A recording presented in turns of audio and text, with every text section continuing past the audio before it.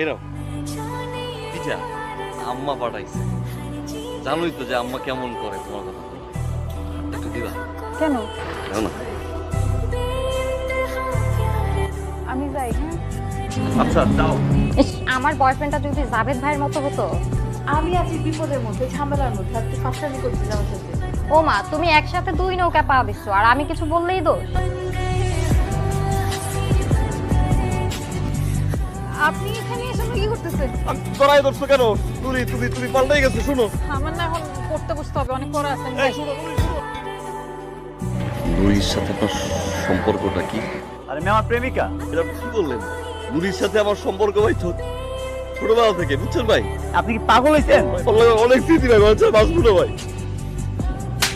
আমি কবে বলছি আপনাকে আমি ভালোবাসি? আপনি শহরে আসেন, আমার গ্রামের মানুষ, এই জন্য আসেন, আমি সুন্দর করে দুটো কথা বলি, দেখা করি, তার মানে কি আমি আপনার ভালোবেসে ফেলছি? আপনি এগুলো ভেবে ফেলছেন?